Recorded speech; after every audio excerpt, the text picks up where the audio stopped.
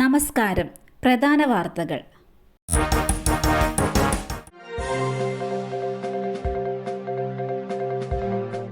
പതിനെട്ടാം ലോക്സഭ ആദ്യ സമ്മേളനം നാളെ മുതൽ. 18ാം ലോക്സഭയുടെ ആദ്യ സമ്മേളനത്തിന് നാളെ തുടക്കം. ജൂൺ 24 മുതൽ ജൂലൈ 3 വരെയാണ് സഭ സമ്മേളിക്കുക.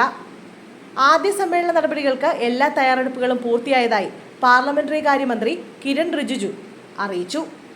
നാളെ രാഷ്ട്രപതി ദ്രൗപദി മുർമു ലോക്സഭയെ അഭിസംബോധന ചെയ്യും. പുതിയതായി തെരഞ്ഞെടുക്കപ്പെട്ട എംപിമാരുടെ സത്യപ്രതിജ്ഞയും നാളെ നടക്കും. സ്പീക്കറെയും ഈ സമ്മേളനം തെരഞ്ഞെടുക്കും.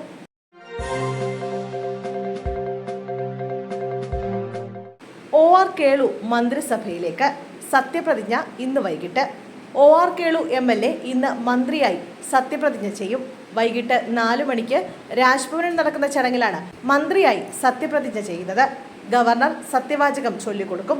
കെ രാധാകൃഷ്ണൻ പാർലമെന്റിലേക്ക് തെരഞ്ഞെടുക്കപ്പെട്ട സാഹചര്യത്തിൽ പട്ടികജാതി പട്ടിക ക്ഷേമ വകുപ്പ് മന്ത്രിയായാണ് OR കേളു സത്യപ്രതിജ്ഞ ചെയ്യുക. സത്യപ്രതിജ്ഞ ചടങ്ങിനുള്ള ഒരുക്കങ്ങളെല്ലാം പൂർത്തിയായതായി രാജ്ഭവൻ അറിയിച്ചു. മുഖ്യമന്ത്രിയും മന്ത്രിമാരും സത്യപ്രതിജ്ഞാ ചടങ്ങിൽ പങ്കെടുക്കും.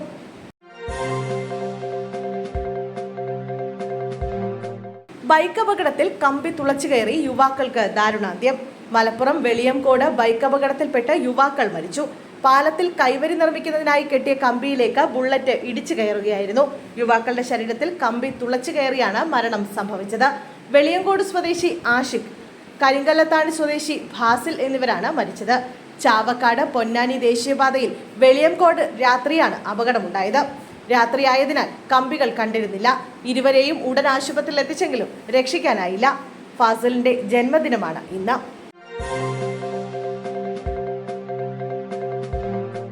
ഇന്ത്യൻ മത്സ്യത്തൊഴിലാളികൾ വീണ്ടും ശ്രീലങ്കയിൽ അറസ്റ്റിൽ. 18 പേരെയാണ് പുലർച്ചെ ശ്രീലങ്കൻ നാവികസേന അറസ്റ്റ് ചെയ്തത്. രാമേശ്വരത്ത് നിന്ന് പോയവരാണ് പിടിയിലായതെന്നാണ് പുറത്തുവരുന്ന വിവരം.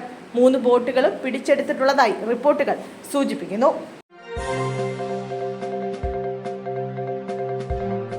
കോഴിക്കോട് ഇനി യുനെസ്കോയുടെ സാഹിത്യ നഗരം. പ്രഖ്യാപനം ഇന്ന്. കോഴിക്കോടിനെ ഇന്ത്യയിലെ ആദ്യ സാഹിത്യ നഗരമായി ഇന്ന് പ്രഖ്യാപിക്കും. ഇന്ന് വൈകിട്ട് മുഹമ്മദ് അബ്ദുറഹിമാൻ സാഹിബ് മെമ്മോറിയൽ ജൂബിലി ഹാളിലാണ് സാഹിത്യ നഗര പ്രഖ്യാപനവും ലോഗോ പ്രകാശനവും നടക്കുന്നത്. മന്ത്രി MB രാജേഷ് ഔദ്യോഗിക പ്രഖ്യാപനം നടത്തും. കോർപ്പറേഷന്റെ വജ്ര ജൂബിലി പുരസ്കാരം MD വാസുദേവൻ നായർക്ക് നൽകും. ലോഗോ പ്രകാശനവും വെബ്സൈറ്റ് പുറത്തിറക്കലും മന്ത്രി PA മുഹമ്മദ് റിയാസ് നിർവഹിക്കും.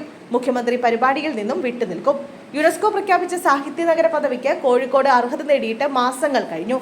പ്രഖ്യാപനത്തിനായി മുഖ്യമന്ത്രി പിണറായി വിജയനെ കാത്തിരിക്കുകയായിരുന്നു കോർപ്പറേഷൻ. എന്നാൽ MD വാസുദേവൻ നായരുമായി വേദി പങ്കിടില്ലെന്ന മുഖ്യമന്ത്രിയുടെ വാശിയാണ് അഭിമാന പ്രഖ്യാപനത്തിൽ നിന്ന് മുഖ്യമന്ത്രി വിട്ടുനിൽക്കാൻ കാരണമെന്നാണ് കോർപ്പറേഷനിലെ പ്രതിപക്ഷ ആരോപണം.